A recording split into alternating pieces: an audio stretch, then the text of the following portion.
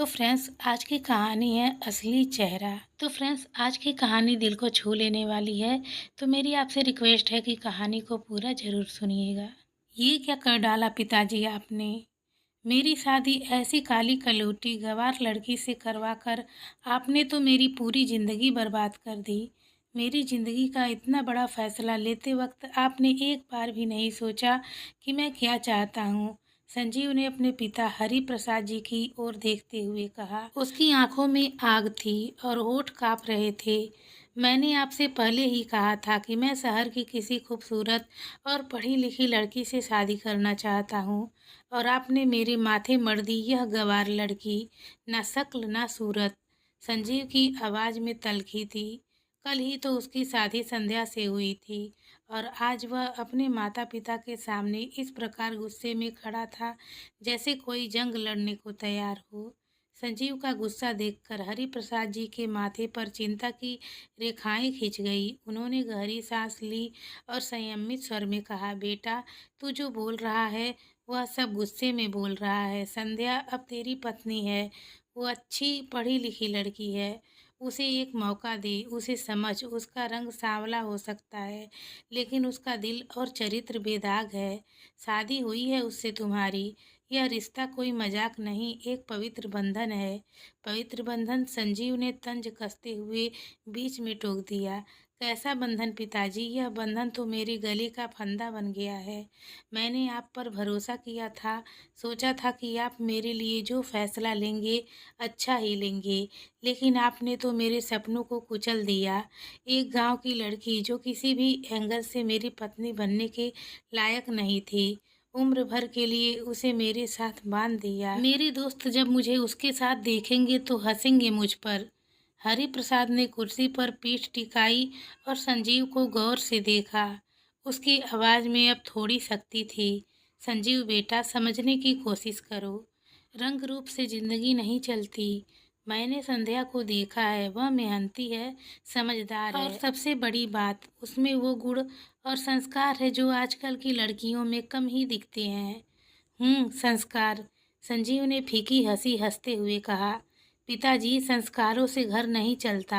मैंने तो सिर्फ एक ऐसी लड़की चाही थी जो मेरे साथ कदम से कदम मिलाकर चले, और आपने मुझे यह सौंप दी जो न शक्ल से अच्छी न सूरत से। आपने मेरी जिंदगी का फैसला अपने हाथ में लिया, लेकिन मेरी भावनाओं का कोई ख्याल नहीं आया आपको। कमरे में सन्नाटा छा गया। संजीव की माँ सरोज जी, जो अब तक चुपचाप रसोई के दरवाजे के पास खड़ी थी, आगे आई। उनकी आवाज़ में ममता थी, लेकिन संजीव की बातों पर नाराज़गी भी। बेटा, अपने मुंह से ऐसी बातें मत निकाल। संध्या अभी कल ही इस घर में आई है। उसके बारे में तो सोच, उस पर क्या बीत रही होगी। और बेटा, हमने जो किया तेरे लिए ही किया है। तेरे पिताजी ने सोच समझ कर यह रिश्ता तय किया है। तू एक बार उससे बात तो कर, उसे जान तो ले। माँ, आप भी पिताजी की हाँ में हाँ मिला रही हो। मुझे उससे क्या बात करनी है जब वह मेरे लायक ही नहीं है। मुझे यह शादी बिल्कुल भी मंजूर नहीं है। वह कुर्सी पर धम से बैठ गया। उसका सारा गुस्सा अब थकान में बदल गया था।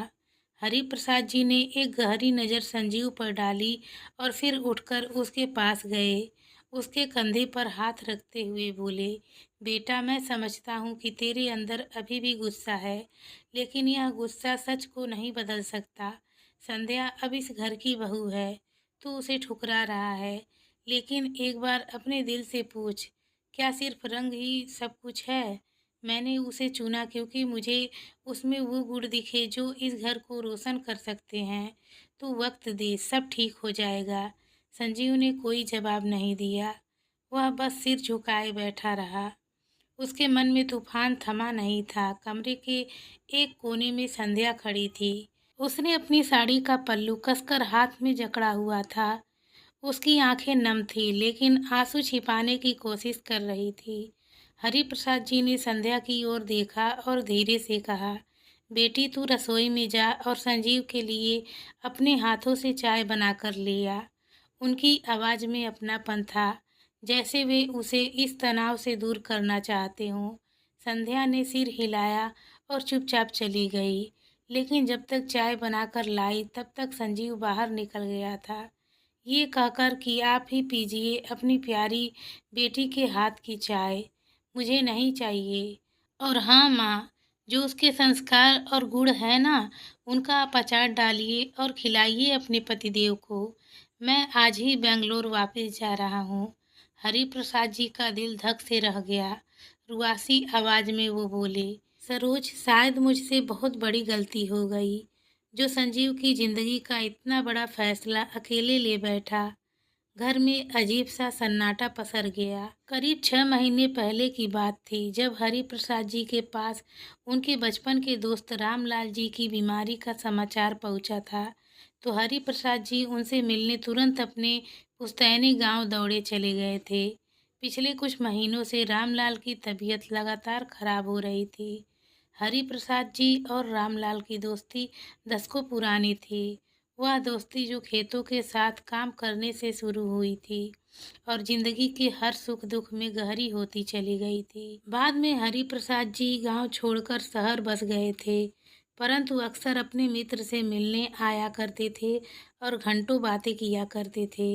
लेकिन अब रामलाल बिस्तर पर थे, उनकी सांसें भारी थी और चेहरे पर एक अनकही चिंता झलक रही थी। हरि प्रसाद ने चौखट पार की और रामलाल के पास पलंग पर बैठ गए। कैसा है रामलाल? आज सुबह दवा ली थी ना?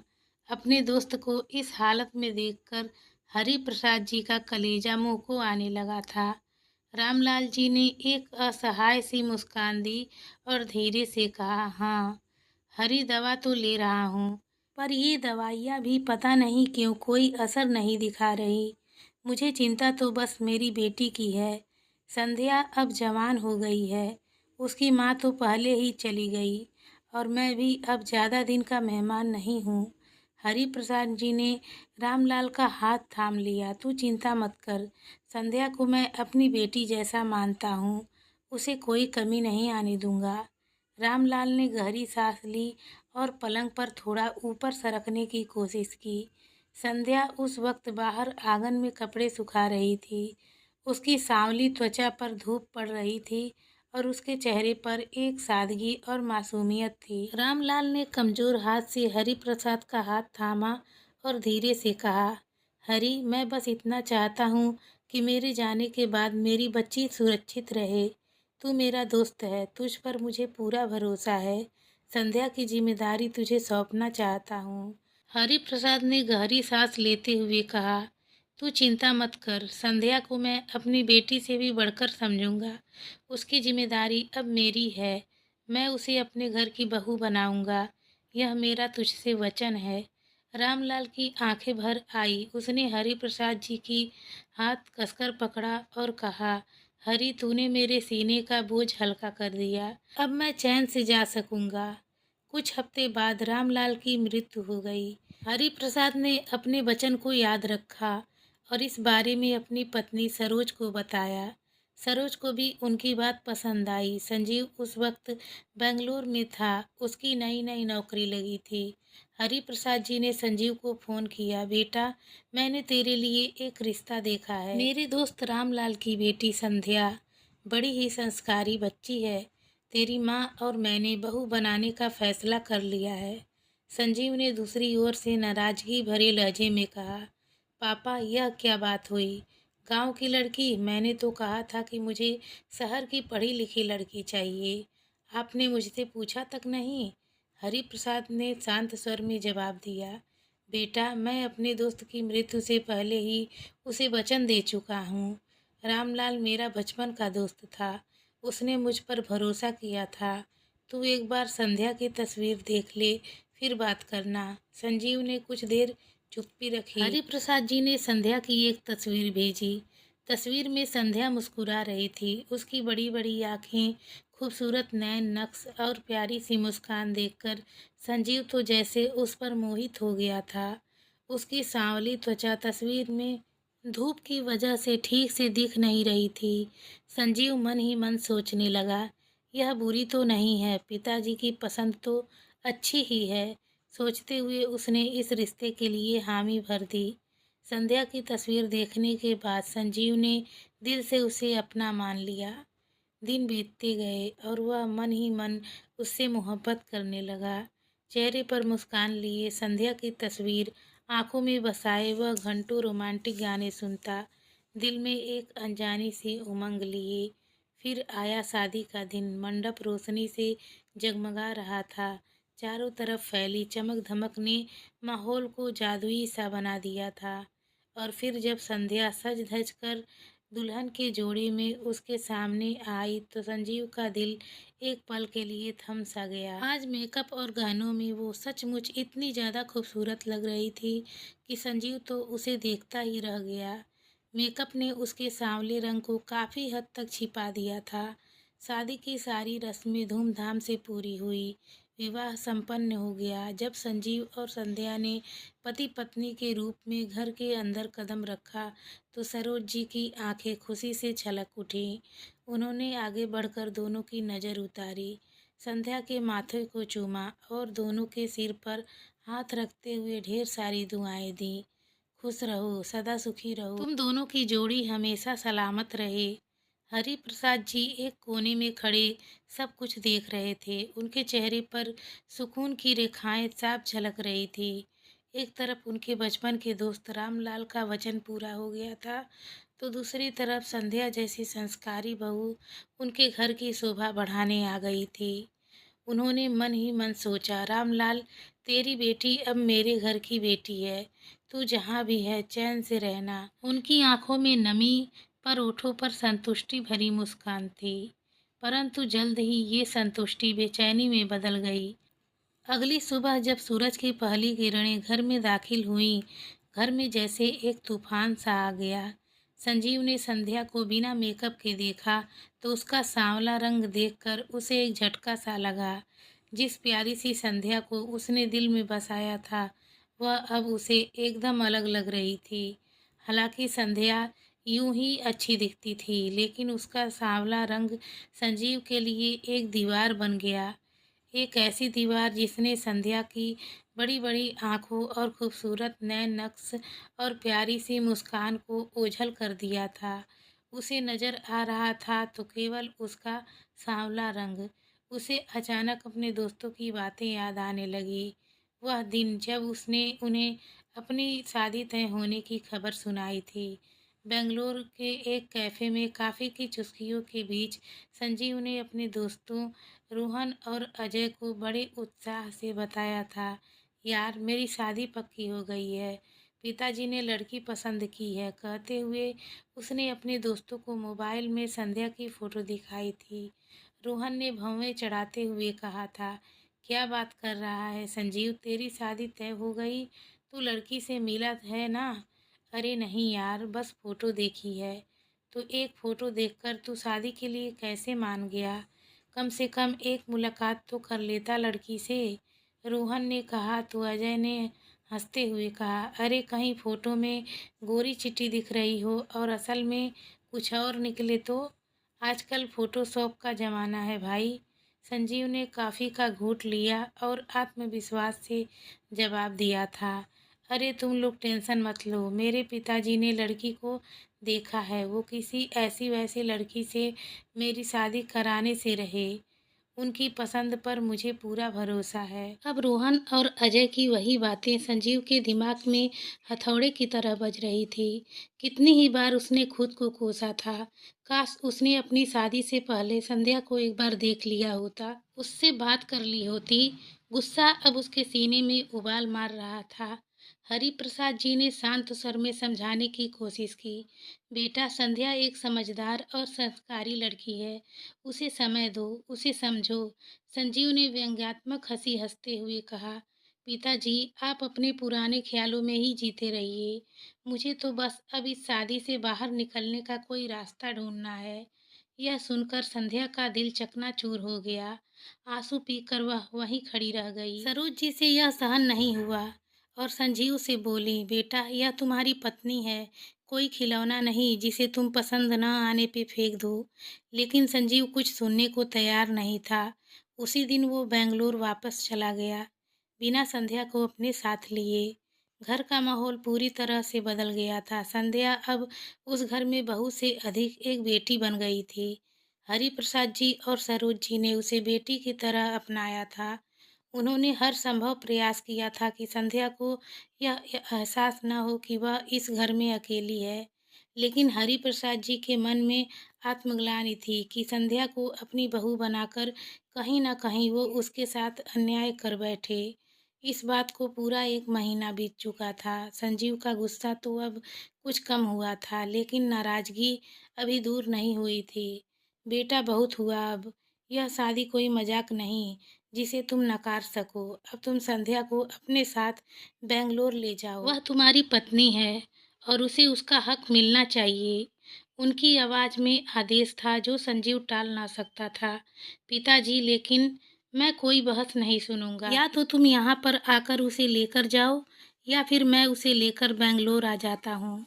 संजीव के पास कोई चारा नहीं था। उसे अपनी पत्नी को साथ ले जाना ही था। वह जानता था कि पिता के इस हुक्म को टालना मुश्किल था। नहीं, मैं ही आ जाऊंगा, संजीव ने विवश होकर कहा। तो हरिप्रसाद जी ने कड़क स्वर में बोला, और हाँ, मेरी बहू को कोई तकलीफ नहीं होनी चाहिए। यह मेरी आखिरी चेतावनी है।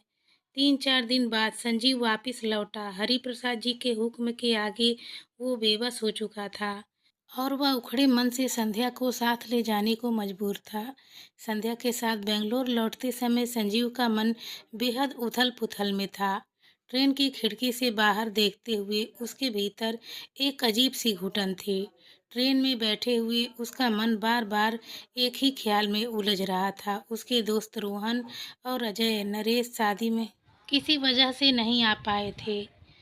अभी तक उन्होंने संध्या को नहीं देखा था, पर अब बेंगलोर में मुलाकात होगी ही। जब वे संध्या को देखेंगे तो क्या कहेंगे, वह सोचता और उसके दिल में करवाहट भर आती। रोहन तो सोनिया को लेकर इतरा-इतरा कर घूमता है। उसकी पत्नी भी तो कितनी गोरी और सुंदर है। अजय की सीमा, वो भी तो किसी मॉडल से कम नहीं। सोचते हुए उसने संध्या की ओर देखा। उसके सामने तो संध्या कुछ भी नहीं। उसके मन में एक तस्वीर उभरती। उसके दोस्त अपनी खूबसूरत पत्नियों को बड़े गर्व से सभी से मिलवाते हैं और वह संध्या को लेकर बाहर निकलने की कल्पना भी नहीं कर सकता था। कितनी अजीबोगरीब जोड़ी है हमारी, वह मन ही मन बड़बड़ाया। और दोस्त घर आने की बात कहेंगे तो कोई बहाना बना दूंगा, कह दूंगा अभी सेटल नहीं हुए, या ये कह दूं कि संध्या की तबीयत ठीक नहीं।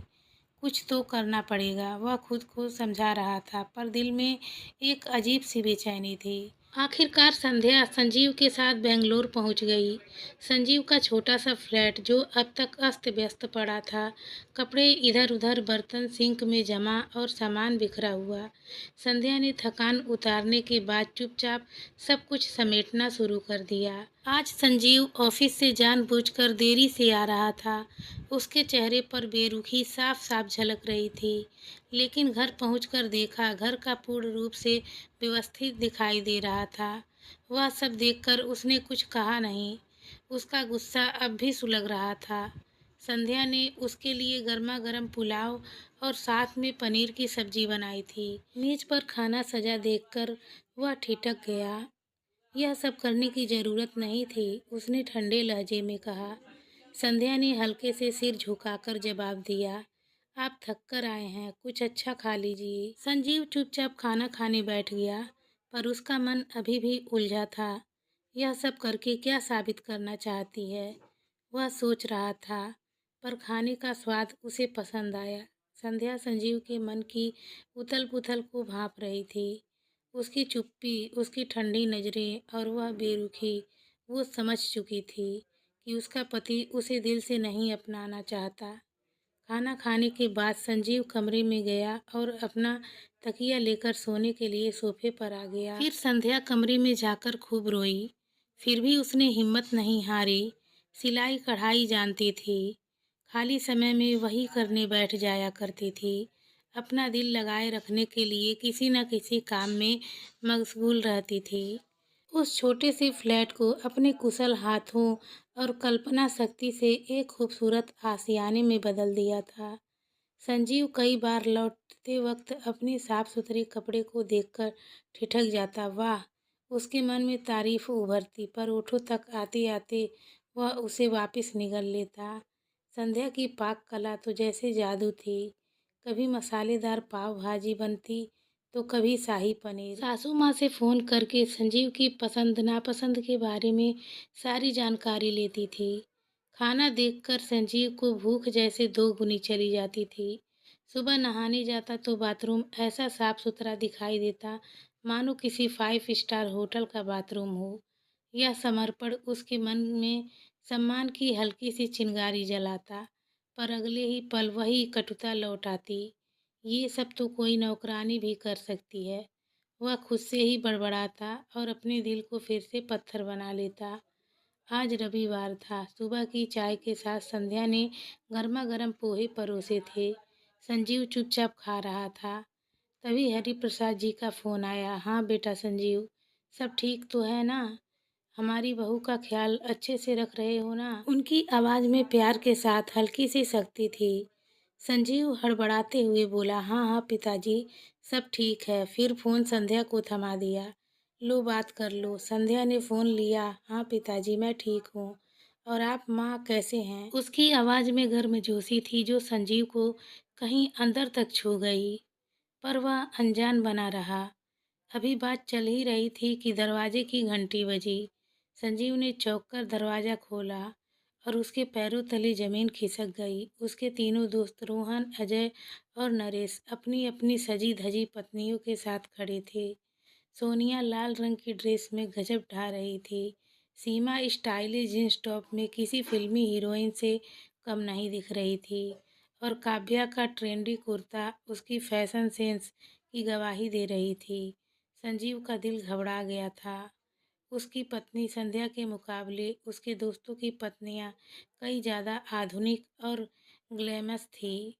उनके मन में तूफान उठा। ये सब संध्या को देखकर क्या सोचेंगे? क्या यही थी वह खूबसूरत दुल्हन जिसे मैंने अब तक दुनिया से छिपाए रखा? आज तो पक्का मेरा मजाक बनने वाला है। घबराहट उसके चेहरे पर छा गई, पर उसने फौरन खुद को संभाला। होठों पर फीकी सी मुस्कान बिखेरते हुए वह बोला, अरे वाह, क्या सरप्राइज है यार। आओ अंदर आओ। हाँ भाई, आज तो खास तौर पर भाभी से मिलने के लिए आए हैं हम लोग। तूने तो अपने घर बुलाया नहीं, हमने सोचा क्यों ना हम ही सरप्राइज दे दें। रोहन ने ठहाका मारते हुए कहा, और सब बैठक में दाखिल हो गए। बैठक में बैठते ही रोहन ने नजरें घुमाई और हैरानी से कहा, यार तेरा घर तो पहचान में ही नहीं आ रहा। शादी के बाद तो पूरा बदल गया है। अजय भी दीवार पर करीने से लगी तस्वीरें, फूलों की सुंदर सजावट और सुव्यवस्थित फर्नीचर देखकर चौंक गया। पहले तो तेरा घर ऐसे सजा धजा नहीं होता था। ये सब भाभी जी का कमाल है। सही कह रहा हूँ ना? संजीव कोई जवाब दे पाता इससे पहले ही संध्या कमरे में आई। लाल रंग की साड़ी में, माथे पर छोटी सी बिंदी और चेहरे पर मुस्कान लिए उसने सभी को नमस्ते किया। संजीव का दिल जोर जोर से धड़क रहा था। अब ये क्या सोचेंगे? वह घबराया। तभी संध्या नरम स्वर में बोली, आप सब बैठिए, मैं अभी चाय लेकर आती हूँ। संजीव की नजरें दोस्तों पर टिकी थी। उनके चेहरे को पढ़ने की कोशिश में था। रोहन ने ठहाका लगाया, संध्या भाभी, आप तो सोचती होंगी कि आपके पति के दोस्त कितने बेकार हैं, शादी में नहीं आए, अब तक मिलने भी नहीं पहुँचे। पर इसमें हमारा कसूर नहीं। ये संजीव ही था जो हर बार बहाने बनाकर हमें टालता रहा। कोई बात नहीं, कम से कम आए तो सही, कहकर वह रसोई की ओर बढ़ गई। कुछ ही देर के बाद वह चाय के साथ गर्मा गर्म ब्रेड पकौड़े और उपमा लेकर आई। खुशबू से कमरा महक उठा। अजय ने प्लेट उठाते हुए मजाक में कहा, भाभी आप इंसान हैं या फिर कोई सुपर ह्यूमन? इतनी जल्दी से यह सब कैसे कर लिया? संध्या हल्के से हंसी और बोली, आप लोग खाइए, बताइए कैसा लगा। सब लोगों ने संध्या के बनाए स्नैक्स की जमकर तारीफ की। पर जैसे ही संध्या रसोई में बर्तन रखने गई, दोस्तों से बात करते हुए संजीव ने देखा कि उसके दोस्तों की पत्नियां इशारों ही इशारों में कुछ बातें कर रही थीं। सोनिया ने सीमा की ओर देखा, ओठ सिकोड़ते हुए भौवें चढ़ाई। सीमा ने हल्के से फुसफुसा कर कहा, जिसे सुनकर काव्या के चेहरे पर एक कुटिल मुस्कान तैर गई। दरअसल वे संध्या की सांवली रंगत और पहनावे का मजाक बना रही थी। संजीव भी समझ गया था कि किस बारे में बातें हो रही थीं। मन ही मन सोच रहा था, मैं भी क्या करूं? कितनी कोशिश की थी मैंने संध्या को अपनी जिंदगी से निकालने की, लेकिन अब तो गले पड़ा ढोल बजाना ही पड़ेगा। सोच विचार उसके दिमाग में उथल पुथल मचा रहे थे, लेकिन ऊपर से उसने सामान्य बने रहने का दिखावा किया। कुछ देर बाद जब सब निकलने लगे तो नरेश संजीव को कोहनी मारता हुआ बोला, राजीव तू तो लक्की है यार, जो तुझे इतनी अनोखी पत्नी मिली है। संजीव समझ नहीं पाया कि नरेश की बात में तारीफ थी या फिर छिपा हुआ तंज। उसका मन उलझ गया। जाते वक्त दोस्तों ने उसे और संध्या को अपने अपने घर आने का न्योता देना शुरू कर दिया। संजीव ने हंसते हुए कहा, अरे जब फुर्सत मिलेगी हम चले आएंगे, पर हाँ जब भी आएंगे खाना खाकर ही जाएंगे, ये पक्का। तीनों दोस्त संजीव और संध्या के घर से विदा लेकर गाड़ी की ओर बढ़े। तभी अजय बोला, मुझे समझ नहीं आती, क्या संजीव को गांव की लड़की मिली थी शादी करने के लिए? शहर में लड़कियां खत्म हो गई थी क्या? रोहन ने ठहाका लगाते हुए बात को आगे बढ़ाया। अरे इसीलिए तो संजीव हमें घर बुलाने से कतराता था। उसकी पत्नी हूर परी जो है।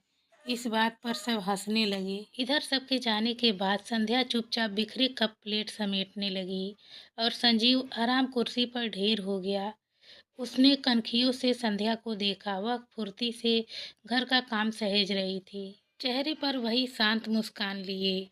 संजीव का दिल दो राहों पर खड़ा था। एक तरफ संध्या की मेहनत और सादगी उसे छू रही थी, दूसरी तरफ उसका पुराना गुस्सा उसे पीछे खींच रहा था।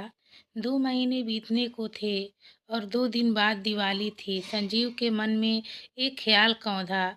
शादी के बाद से उसने संध्या को कहीं घुमाया तक नहीं।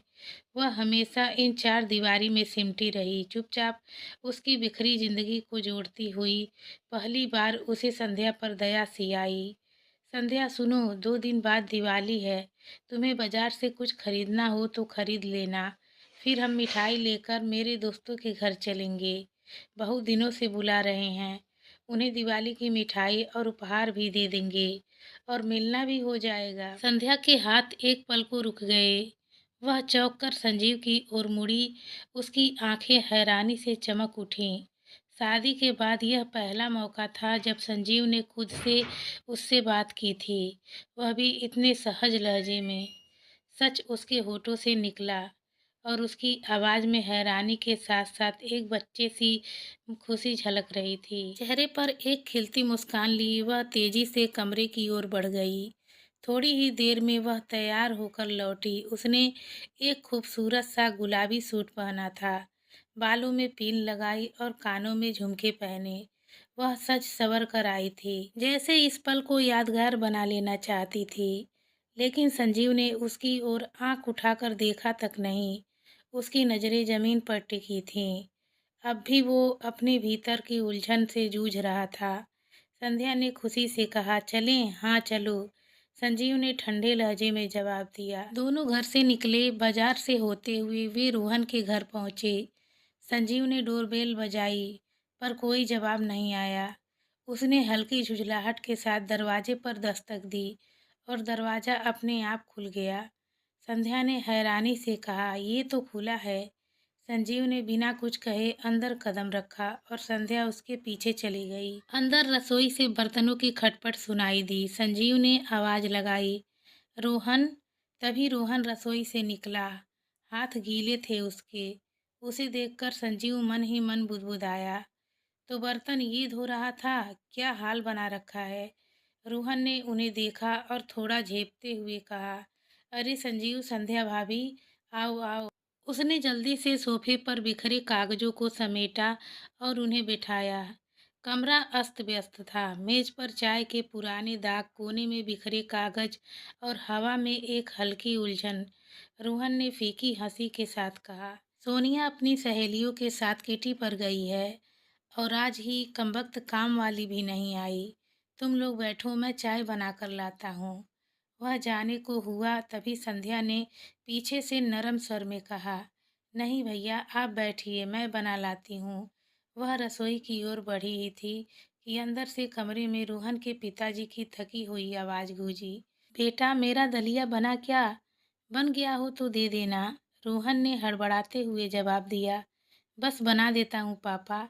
संध्या ने मुड़कर कहा, कोई बात नहीं, 5 मिनट का काम है, मैं बना देती हूँ। वह रसोई में चली गई। संजीव और रोहन सोफे पर बैठे थे और संजीव का मन अभी भी अपनी उलझन में डूबा था। संध्या ने रसोई में कदम रखते ही एक अनुभवी गृहिणी की तरह काम संभाल लिया। उसकी उंगलियां बिना किसी हड़बड़ी के लेकिन गजब की तेजी और सलीके से हर चीज पर चल रही थीं। उसने सबसे पहले चूल्हे पर पानी चढ़ाया, फिर चाय की पत्ती, इलायची और अदरक डालते हुए दूसरी तरफ दलिये के लिए दूध उबालने लगी। ओपन किचन थी और सामने ही बैठक थी, इसलिए रोहन और संजीव उसे काम करते हुए देख पा रहे थे। उनकी हर हरकत में एक तालमेल था, न कोई तनाव, न कोई झिझक। देखने से ऐसा लग रहा था जैसे रसोई उसकी अपनी हो। कुछ ही पलों में चाय से महक उठी और दलिये की सौंधी खुशबू रसोई में भर गई। उसने दलिया एक कटोरी में डाला और ट्रे में रखकर रोहन के पिताजी के कमरे की ओर बढ़ गई। लीजिए चाचा जी, आपका दलिया। तुम कौन हो बेटी? उन्होंने नज़र का चश्मा लगाते हुए पूछा। तो संध्या बोली, मैं बस 1 मिनट में आती हूँ, फिर आपको सब बताऊंगी। जल्दी से बाहर आकर उसने रोहन और संजीव को चाय सर्व की और अपनी चाय उठाकर फिर से उसी कमरे की ओर बढ़ गई जहाँ बुजुर्ग प्रतीक्षा कर रहे थे। रोहन ने चाय की चुस्की लेते हुए गहरी सांस ली। संजीव, बीबी हो तो संध्या भाभी जैसी। यार, मुझे तो सुबह से घर देखकर चक्कर आ रहे थे। काम वाली गायब, सोनिया किटी पार्टी में, और मैं यहाँ बर्तनों से लड़ रहा था। उसने एक हंसी हंसी के साथ सिर झटकते हुए कहा। और इधर भाभी आई तो जैसे किसी ने कोई जादू कर दिया। सब कुछ पल झपकते ही सुलझ गया। थोड़ा रुककर रोहन की आवाज़ में तल्खी आ गई। मेरी मैडम को तो अपनी जिम्मेदारियों से कोई मतलब नहीं। घर पर रहना तो सुहाता ही नहीं है उसे। सारा दारो मदार काम वाली पर, और वो ना आए तो घर जैसे युद्ध भूमि बन जाता है। आज हालत देख ही रहे हो। अगर संध्या भाभी ना होती तो चाय मिलना भी मुश्किल था। तभी अंदर के कमरे से संध्या और रोहन के पिता की हंसने बोलने की आवाज़ें आने लगी। तो संजीव भी कमरे की ओर बढ़ गया। पीछे पीछे रोहन भी आया। यार, ये पहली बार मिल रही है ना पापा से? संध्या को पिताजी से बात करते देख रोहन ने फुसफुसा कर पूछा। संजीव ने धीमे स्वर में सिर हिलाया। हाँ, पहली बार ही आई है। कमाल है, रोहन ने विस्मित होकर कहा। ऐसे घुल मिल गई है जैसे सालों की जान पहचान हो। मेरी बीवी को तो पापा से बात करने में आज भी संकोच होता है। संजीव ने हल्का मुस्कान देते हुए कहा। नमस्ते अंकल, कैसे हैं आप? रोहन के पिताजी ने सिर उठाया, मुस्कुराए और बोले, मैं ठीक हूँ बेटा, लेकिन तुम तो बहुत भाग्यशाली हो जो तुम्हें संध्या जैसी पत्नी मिली है। कितनी समझदार है, कितना अच्छा स्वभाव है, इतनी विनम्रता से बातें करती है कि किसी का भी दिल जीत ले। एक बात कहूँ, जिसे लोग आजकल आधुनिकता के नाम पर भूलते जा रहे हैं ना, वो आत्मीयता और अपनापन। वो आज इस लड़की में देखा मैंने। मेरे दिल को छू लिया है इस बच्ची ने।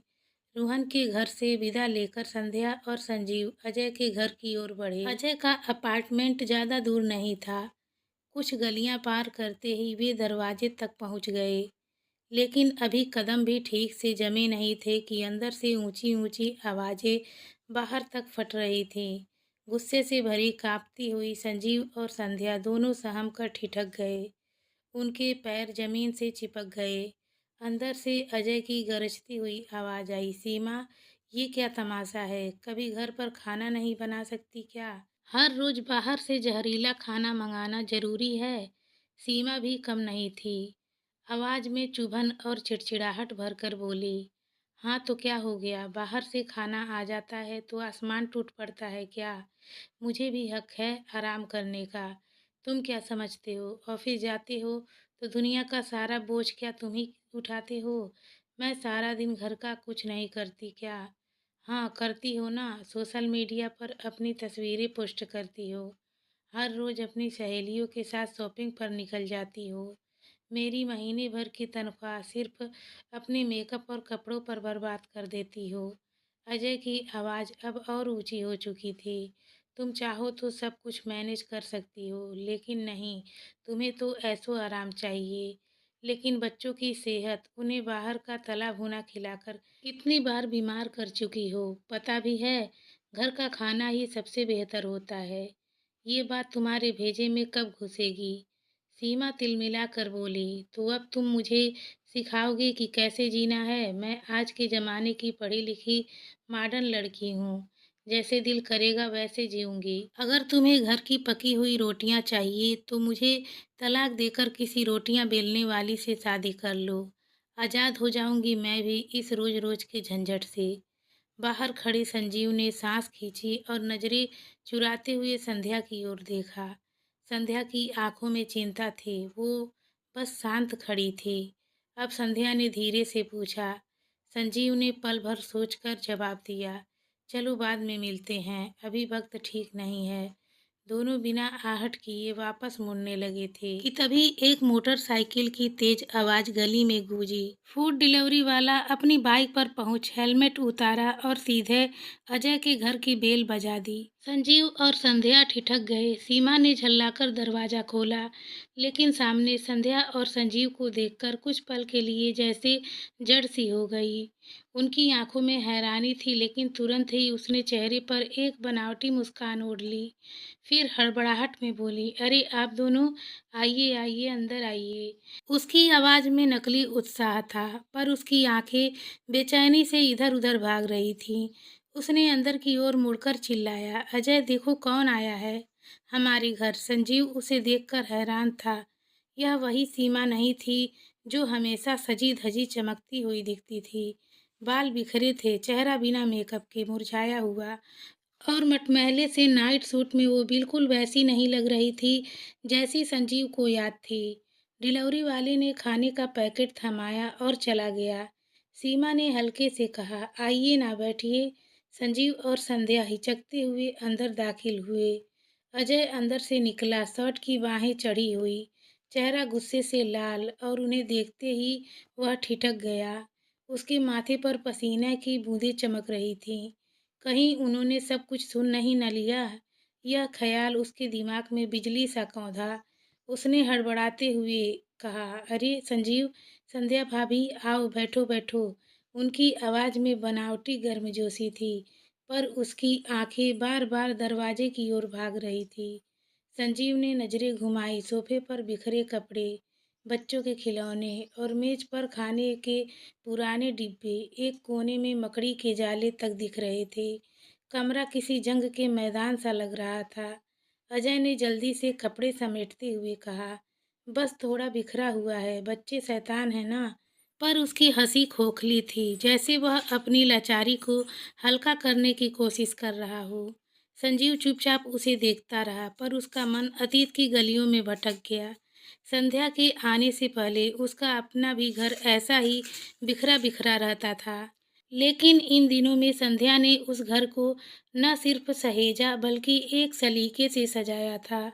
हर चीज अपने ठिकाने पर, हर कोना साफ और सुंदर। अब अजय का यह घर उसे किसी तूफान से उजड़े मैदान सा लग रहा था, और संध्या की मेहनत की कीमत उसके मन में पहली बार साफ साफ झलक रही थी। उसकी नजरें सीमा पर ठहर गईं। बिना लीपा पोती का उसका चेहरा थका हुआ, मुरझाया और भद्दा दिखाई दे रहा था। मटमैले नाइट में वह कितनी अजीब लग रही थी। अभी अभी तो अजय पर चीख रही थी। तीखे ताने उसकी जुबान से बिना रुके निकलते जा रहे थे। संजीव ने अनायास ही संध्या की ओर देखा। वो कितनी सभ्य थी, कितने संस्कारों वाली। उसकी बातों में शालीनता, कपड़ों में सलीका और घर को संभालने में एक अनोखा हुनर। उसमें घमंड का एक कतरा भी नहीं था। फिर भी उसकी हर हरकत में एक गरिमा थी। सीमा की यह बेतरतीबी और संध्या की यह सादगी संजीव के मन में एक कड़वे तुलनात्मक भंवर में डूब गया। सीमा ने कहा, बैठो, चाय बनाती हूँ। वह रसोई की ओर बढ़ी और अजय उसके पीछे चला गया। अरे सिर्फ चाय, कुछ तो ख्याल करो। कुछ पकौड़े वकौड़े तल लेती तो मेहमानों को अच्छा लगता। अजय बोला तो सीमा का जवाब तुरंत आया, जो चाहिए बाहर से ऑर्डर कर दो, अभी मुझसे कुछ नहीं बनने वाला। उसकी आवाज़ में झुंझलाहट थी। अजय ने गुस्से से पलटकर कहा, तुमसे कहाँ कुछ बनता है, बस बहाने बनते हैं। उनकी यह बहस धीमी थी, पर हर शब्द बाहर तक सुनाई दे रहा था। थोड़ी देर बाद सीमा चाय के 2 कप और अजय नूडल्स के 2 बाउल बाहर लेकर आया। वही नूडल्स जो फूड डिलीवरी ऐप से मंगाए गए थे। संजीव मन ही मन सोचने लगा, अगर सीमा की जगह संध्या होती तो अब तक बिना कुछ कहे सब तैयार कर देती। घर में तो नमकीन भजिया मठरी सब बनाकर रखती है। जो भी खाता है तारीफ किए बिना रह नहीं पाता। चाय खत्म हुई। थोड़ी बहुत बातचीत के बाद उन्होंने विदा ली। बाहर निकलते ही संध्या ने हल्के स्वर में पूछा, थक गए? संजीव मुस्कुरा कर बोला, नहीं, कुछ सोच रहा था बस। अच्छा, अब नरेश के घर चलें? जैसा आप कहें, संध्या ने जवाब दिया। लेकिन एक बार उसे कॉल करके बता देता हूँ कि हम लोग आ रहे हैं। कहते हुए संजीव ने जेब से मोबाइल निकाला और नरेश को कॉल मिलाया। हेलो नरेश, दूसरी ओर से थकी सी बुझी आवाज़ आई। हाँ बोल संजीव, क्या हुआ? सब ठीक तो है ना? हम लोग तुम्हारे घर आ रहे थे। कुछ पल की खामोशी के बाद नरेश ने कहा, अब क्या बताऊं यार, काव्या चली गई है लड़ झगड़ कर। 15 दिन से मायके बैठी है। अब मैं उसे मनाने ही जा रहा हूँ। संजीव एक पल के लिए स्तब्ध रह गया। फोन उसके हाथ में था, लेकिन उसके चेहरे का रंग उतर गया। क्या? ये कब हुआ? छोटी छोटी बातों पर झगड़ते झगड़ते अब हालात यहाँ तक आ पहुँचे हैं। वापिस आने के बाद बात करता हूँ। नरेश की आवाज़ टूटने लगी थी। संजीव ने फ़ोन काट दिया। संध्या ने गौर से उसका चेहरा देखा और धीमे से पूछा, क्या हुआ, क्या कहा उन्होंने? संजीव ने गहरी सांस लेते हुए जवाब दिया, उसकी बीवी 15 दिन पहले मायके में है, झगड़ कर चली गई है और वो उसे मनाने जा रहा है। सुनकर संध्या भी हैरान थी। कुछ देर बाद दोनों घर पहुंच चुके थे। दिन की थकान अब पीछे छूट चुकी थी और घर की चारदीवारी में एक अनजाना सुकून पसर गया था। संजीव कमरे में चुपचाप बैठा था। उसका मन एक शांत समंदर सा ठहरा हुआ। उसकी नज़रें संध्या पर टिकी थीं। आज पहली बार संजीव उसे ध्यान से देख रहा था। उसने गौर किया, संध्या उतनी सांवली नहीं थी जितना वह अब तक सोचता था। उसकी आंखें झील सी गहरी थी, जिनमें एक सादगी तैर रही थी और उसकी मुस्कुराहट में एक पवित्रता थी जो बिना शब्दों के दिल को छू लेती थी। सबसे खास था उसका हृदय, जो प्यार से भरा था, जिसे उसने कभी महसूस करने की कोशिश तक नहीं की थी। संजीव ने अपने सिर पर हाथ मारा और बुदबुदाया, कितना बड़ा गधा हूँ मैं। इतना कुछ था इसमें, ये रूप, ये गुण, और मैं अंधा बना रहा, उसकी रंगत को कोसता रहा। उसका मन अपने ही विचारों से लड़ रहा था। सोचने वाली बात है, अगर गोरा रंग ही सुखी वैवाहिक जीवन की कुंजी होता, तो मेरे तीनों दोस्त रोहन, अजय, नरेश आज दुनिया जहान की खुशियों के मालिक होते।